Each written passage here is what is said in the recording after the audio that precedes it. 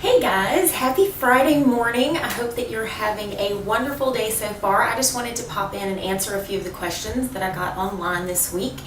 And you're always welcome to send any of your health, fitness, nutrition, yoga, lifestyle, whatever questions to me, Michelle at michellecfitness.com, and I am more than happy to answer them. So for today though, I had a few specific questions, and then I just wanted to leave you with a little encouragement for your weekend.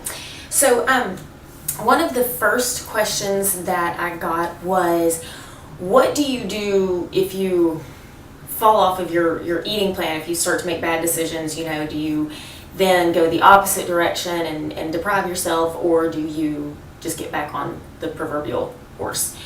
And my answer to that, there's a lot of little intricate details to this. So what I want to say first of all is, if you find yourself continually going off of your meal plan, then there's a couple of things to look for. One, your meal plan may be too restrictive.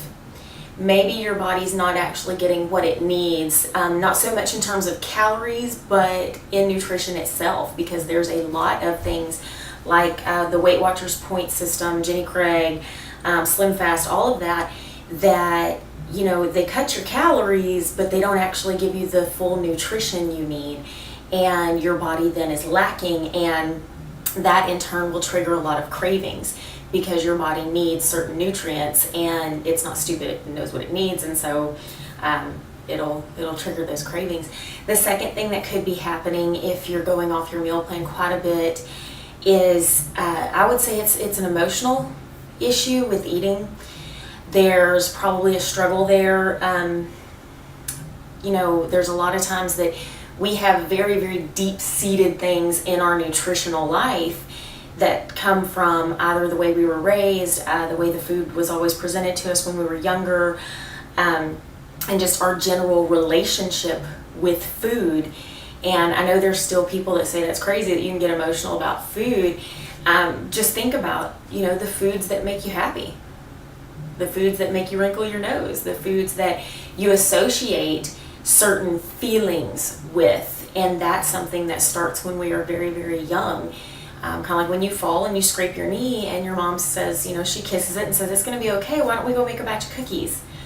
And then all of a sudden the cookies are the Band-Aid, so to speak. So if that could be the case, then the very least thing that you could do is start to make sure you're keeping a detailed food journal where you talk about how you're feeling.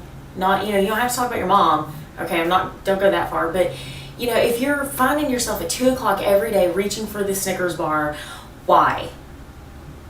Are you really hungry? Are you lacking in nutrients? Is a coworker getting on your nerves? Is 2:00 when a certain email always hits, or a deadline for the end of your day or something? Just start to plug these things in and develop a better awareness. Another thing that you can do is always find a certified nutrition counselor.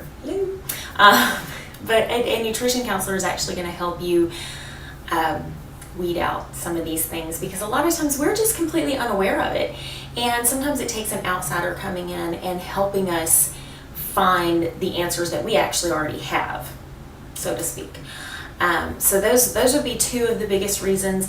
And my question to it, if you order pizza for the family and you end up eating a whole large by yourself instead of just 2 slices, what do? Do you starve yourself the next day to make up for it, or do you just get back on the proverbial horse? And my answer to that is, it's all about balance, but you can never punish the body. I'm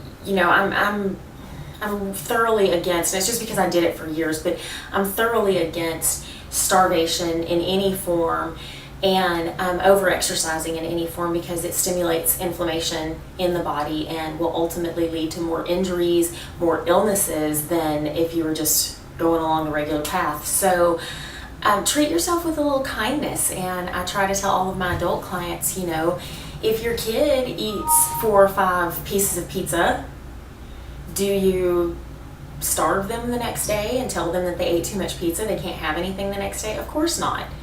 Of course not. Your body will balance itself back out. Just be gentle with it.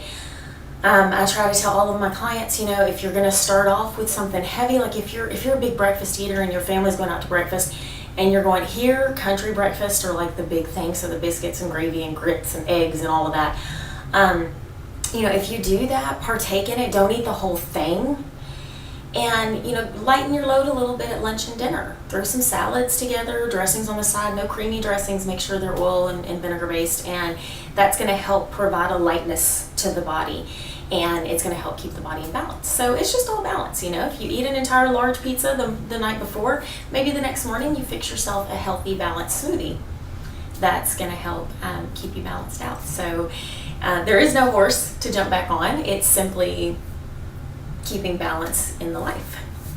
So another question that I got was when is a time, is it ever too late to work out? Because I know a lot of you out there, you get home late at night, maybe it's from work, maybe it's from baseball, maybe it's from kids' activities, maybe it's, maybe you went on a date, I don't know. But you get home late, and my answer is if you have the energy to do it, do it. I think yoga is the all-around save-all because you can actually burn a lot of calories, boost the metabolism, but when you're done, even with a hardcore yoga right before bed, you can pretty much hit the sheets and guarantee a good night's sleep, as opposed to if you were doing cardio or weightlifting before bed, it can tend to stimulate a lot of stuff and keep you awake. So working out before bed, totally fine. Yoga is my favorite way to do that. And if you have trouble sleeping, yoga is a great way to calm the entire body and allow you to sleep.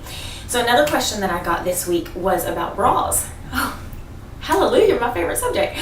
But it was, a question about what's the best sports bras. And really and truly, just like the video that I did on shoes, I'm not going to do one on bras, but just like the video I did on shoes, it depends on your sport. So I'm just going to throw out some brands that I have found to be lifesavers for me. And you kind of have to figure out, is it a high impact or a low impact sport? So running would be a little higher impact. Kickboxing is very high impact. Weightlifting is a little lower impact, but you still need that support. Yoga is lower impact, but you're usually twisting and turning and flipping your body upside down, and so you want to make sure everything stays contained in class. And so some of my favorites for higher impact, such as running, kickboxing, things like that, New Balance and Under Armour. New Balance, Under Armour. They are hands down the best. And they're breathable, they're very comfortable, they aren't very constrictive, because that's another thing for a lot of women, especially the more blessed you are, the more constrictive the bra, the harder it is to breathe, because it's just like pulling it all in. So New Balance and Under Armour have some great high impact sports bras that support without crushing you.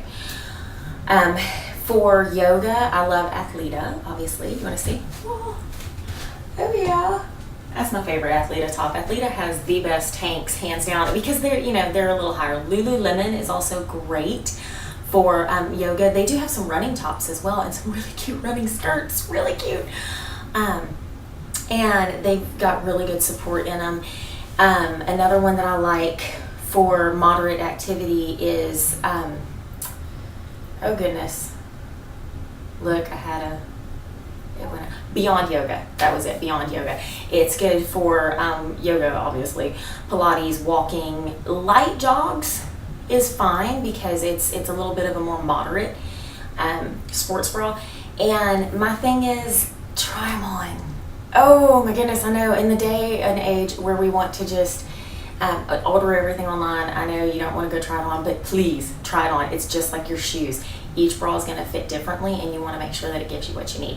So that's all I have to say for bras. So moving into the weekend, I want to encourage you to get some more questions in. Next week, come back to the site. I'm going to have some more yoga videos up for you, as well as tips on weight loss when it comes to yoga, food, fitness, all of that, to get you up and going, but also healthy and happy. So I hope that you have a healthy day.